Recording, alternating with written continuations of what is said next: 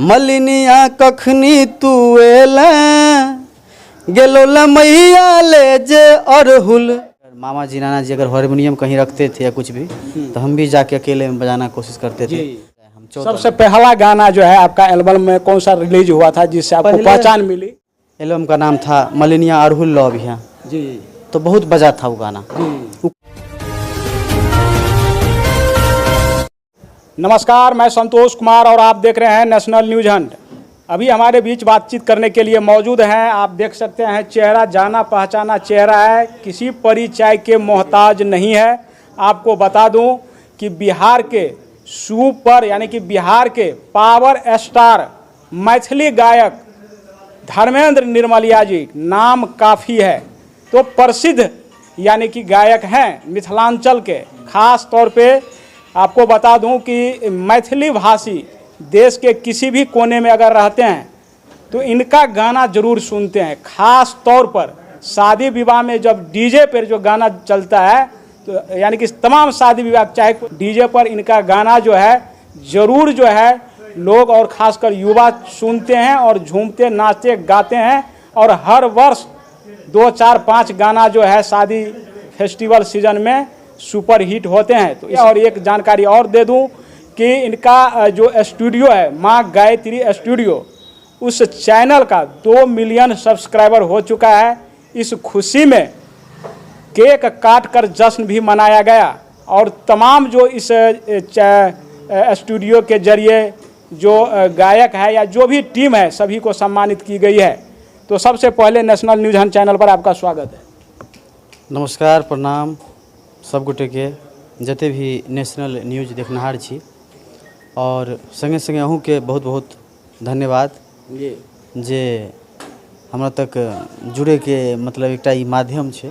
बहुत बहुत धन्यवाद। और जते भी हमर देवता स्वरूप दर्शक बिन देख रहल छियै चैनल से हमरा सब गोटे के नमस्कार प्रणाम जी।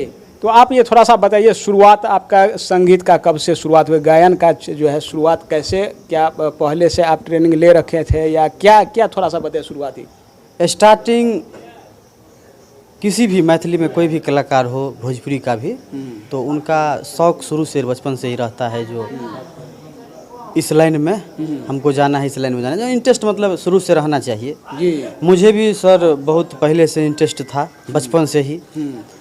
मतलब मैट्रिक किए, इंटर किए और साइड से म्यूजिक भी हम ले रहे थे, गार्जियन से छुपा के नुका के, क्योंकि गार्जियन को चीज़ नहीं समझ में आ रहा था कि ये करना है तो नहीं, लेकिन गार्जियन को ये था कि पढ़ाई लिखाई कीजिए, कोई अच्छा जॉब कीजिए जी, हाँ, या बिजनेस कीजिए।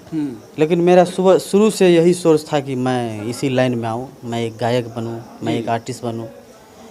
तो स्टार्टिंग से ही ये हम सोच रखे थे और स्टार्टिंग से ही मतलब कहीं ना कहीं जैसे कि हम 10 साल अपने ननिहाल में रहे हैं जी। तो 10 साल में वहाँ मेरे नाना जी बहुत अच्छे हारमोनियम वादक थे जी। मेरे मामा जी है संतोष सावरिया जी, वो भी बहुत अच्छे हारमोनियम बजाते थे। और प्रोग्राम सब होता था गांव में, जैसे कीर्तन भजन, तो उस समय वो जाते थे और अच्छा करते थे। तो हम देखते थे अपने नाना जी को, अपने मामा जी को, और कहीं ना कहीं आप मान लीजिए उस चीज़ का जो है सो स्टार्टिंग से मुझे लत भी था जी। तो बस उसी हिसाब से हम भी जो है थोड़ा, जैसे अगर मामा जी नाना जी अगर हारमोनियम कहीं रखते थे या कुछ भी तो हम भी जाके अकेले में बजाना कोशिश करते थे। फिर धीरे धीरे जो आगे आके मान लीजिए मैट्रिक किए, उसके बाद इंटर किए। इंटर के बाद हर एक फैमिली में माता पिता कहते हैं कि जो आप क्या कीजिएगा, हाँ आप क्या इससे आगे कीजिएगा बताइए, क्योंकि बैचलर लेवल पे आप जा रहे हैं, बैचलर में जा रहे हैं तो वहाँ आपको डिसीजन लेना ज़रूरी है।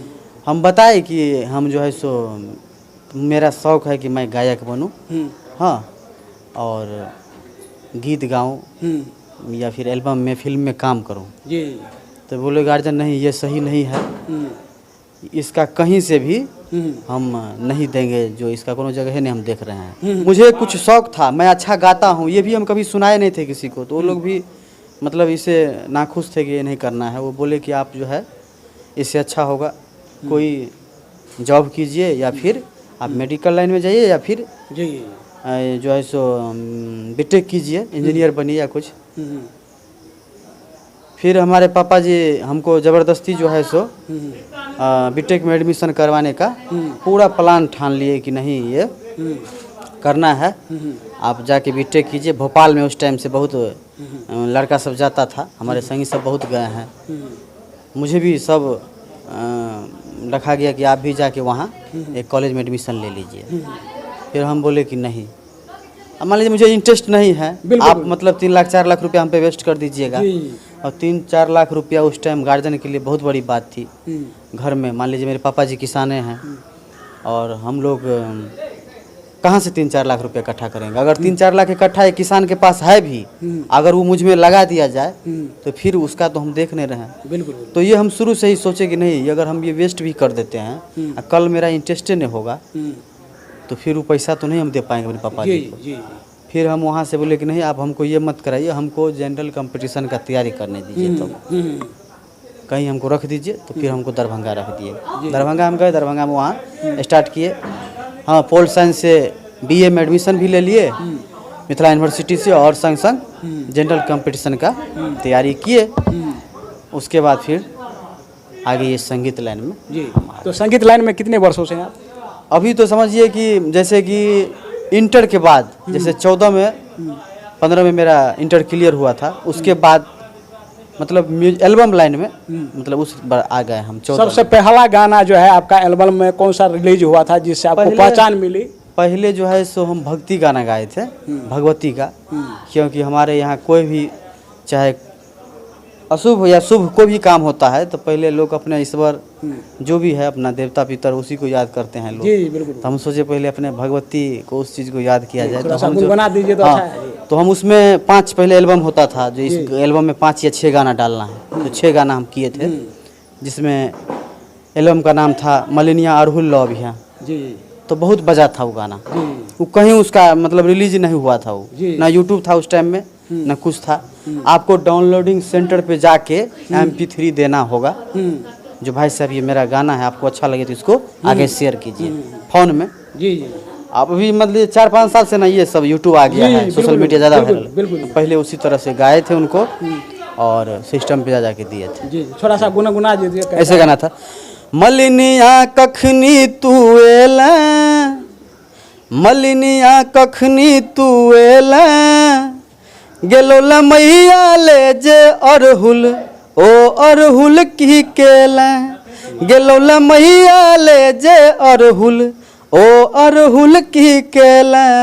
बहुत प्यारा गाना था। जी, तो ये अभी जो है यूट्यूब पे वायरल है, यानी कि लोग सुन रहे हैं इसको, क्या अभी है? जी, यूट्यूब पे ये अब उस टाइम में जैसे कोई चढ़ाया हुआ है, लेकिन यूट्यूब पे ये गाना नहीं है। मतलब हाँ, जिसके फ़ोन में होगा, सिस्टम में होगा, मतलब मेरे फ़ोन में है, जैसे बहुत पुराना है, उस टाइम में यूट्यूब था ही नहीं। जी। हाँ। सबसे ज़्यादा गाना कौन सा ऐसा है जो वायरल हुई है, जिसमें आपको पूरे बिहार में या कह सकते हैं भारत में जो मिथिलांचल भाषी है जो गाना पसंद किया आपको और आपको पहचान मिला धर्मेंद्र निर्मरिया के नाम से? मैं तो बताया आपको कि उस एल्बम को हम किए, उस एल्बम के बाद मेरे मामा जी संतोष सावरिया जी हैं, उनका सपोर्ट मिला मुझे। वो सुने और बोले कि ये तो मैं कभी सोचा ही नहीं, मैं भी कलाकारी लाइन में हूँ, मेरा भी शौक था। उस टाइम में छेला बिहारी जी हैं, उनका गाना बहुत चलता था। हमारे यहाँ मैथिली के बड़े भैया दिलीप दरभंगिया जी हैं, उनका गाना सब चलता था, तो हम लोग सुनते थे। और मामा मेरे जो हैं उन्हीं लोग के स्ट्रगल के बंदे हैं वो, तो वो चाहते थे कि मेरा भी एल्बम आए, लेकिन वो कभी करे न पाए। तो हमको एकाएक ये करते हुए देख लिया, और उसको पता नहीं था कि अब इधर अपना झंझारपुर में भी, मुजफ्फरपुर में भी, इधर भी स्टूडियो सब हो गया है। तो हम तो गा दिए जाके, तो उनको बहुत खुशी लगा इस बात को। तो वो हमको बुलाए अपने गांव से, हम दरभंगा में थे, फ़ोन कराए कि आप आइए भेंट कीजिए। तो हम अपने मामा गांव गए, मामा से मिले, वो बोले कि आप अच्छा किए हैं, अब इसके बाद इससे आगे आपको जो सपोर्ट चाहिए, जैसा चाहिए आप कीजिए, हम आपके साथ हैं। तो हम बोले चलिए ठीक है, अब तो बढ़िया है, गार्जियन है संग। तो वहाँ उनका सपोर्ट मिला। उसके बाद फिर हम लोग मामा भागिन करके उस टाइम में गाना रिलीज करते थे, और तब भी कैसेटे में, वैसे MP3 आता था। कावर उठा ले बाबुआ, सावन चढ़ गया था, तो कावर उठा ले बाबुआ हम अपना मामा जी के साथ किए थे। मामा जी उसमें गाए नहीं थे, लास्ट में एक गाना था मेरा जिसमें उसको गवाए थे, जो आप ये शब्द गा दीजिए, कावर उठा ले बबुआ कहीं सावन निकल न जाए। और वो मामा जी बस इतना ही बोले थे हर एक बात गाना के बाद। तो वो गाना बहुत हिट हुआ और उसके बाद लगातार बैक टू बैक हम सब कांवर उठा ले बबुआ किए। उसके बाद फिर शेरावाली का जो है सो दरबार में एक एल्बम आया जिसमें मामा भी 3 सॉन्ग गाए थे और हम भी मतलब दोनों आदमी, उसको भी हम गवाते थे और वो भी बोले कि चलिए हम भी गाते हैं। जी जी और दोनों आदमी स्टार्ट किए। उस टाइम में धर्मेंद्र निर्मलिया नहीं था। जी जी धर्मेंद्र निर्मलिया ना टाइटल कुछ नहीं। उस टाइम में बस मामा भागिन, स्वर मामा भागिन। हाँ, अभी भी यूट्यूब पे अगर सर्च कीजिएगा तो बहुत सारा गाना आता है मामा भागिन के नाम से। अच्छा। तो वहाँ जो है सो मामा भागिन के नाम से पहले हम गाए। उसके बाद इधर स्टार्टिंग में बैक टू बैक हम सिर्फ भक्ति गाना गाए हैं। मतलब भोला बाबा को हो गया, नचारी हो गया, शेरावाली का हो गया, सरस्वती जी का हो गया। तो बैक टू बैक हम लोग सिर्फ भक्ति पे काम किए क्योंकि मामा जी कीर्तन भजन शुरू से करते थे तो भक्ति गाना सब गवाते थे। उसके बाद लास्ट में लगन ऐसे ही चढ़ा तो हम लोग प्लान बनाए कि लोकगीत भी किया जाए। पब्लिक भी बोले भैया लोकगीत होना चाहिए, ऑर्केस्ट्रा गाना होना चाहिए। तो हम लोग फिर एक गाना बनाए जिस गाना का नाम था हेल गेल भैंसिया पानी में।